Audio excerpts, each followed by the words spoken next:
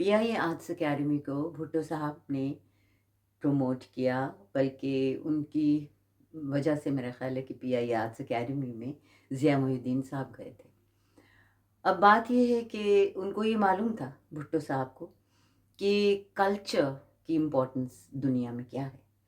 और वो पढ़े लिखे थे और उन्होंने सारी जगह देखा था खुद भी जाके कि whenever any head of the state goes anywhere, cultural performances होती हैं। तो उनको लगा कि हमारे यहाँ इसकी कमी है और इसको एक ऑर्गेनाइज तरीके से पेश करना चाहिए। तो वो फिर उनको ज़ाहिर है कि लगा कि ज़िया साहब ये कर सकते हैं। तो फिर इसलिए वो फॉरेन डिग्निटरीज़ जो आती थीं, मसलन ऐसे-ऐसे लोग आते थे, शाह व फ़िरान जब आए, तो मेरा सोलो भी हुआ, अकेडमी का भी पूरा शो हुआ।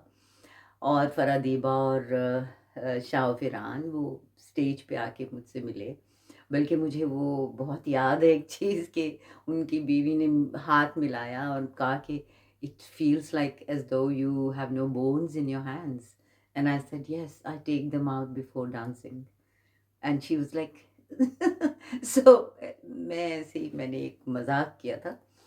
फिर चांसलर श्मिट जर्मनी से वो आए।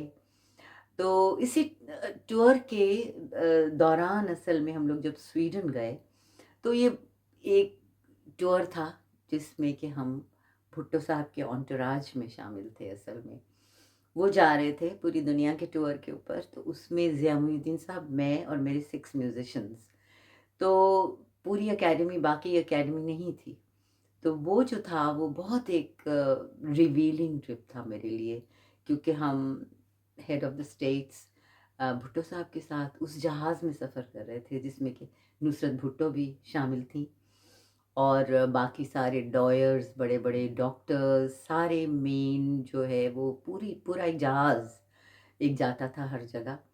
और मेरी परफ़ॉर्मेंस होती थी और फिर हम दूसरे दिन वहाँ जहाँ हम थे, उन लोगों का कल्चरल शो होता था, परफ़ॉर्मेंस होती थी, मसलन चाइना, कोरिया, जापान और जॉर्डन, ये सारी चीज़ों पे हमें मतलब मुझे बहुत ज़्यादा इत्तेफ़ाक हुआ, and it opened the whole world of arts to me really. This travel, इसने मेरी आँखें बहुत, क्योंकि कहते हैं ना आप ट्रैवल करने से बहुत सीखते हैं।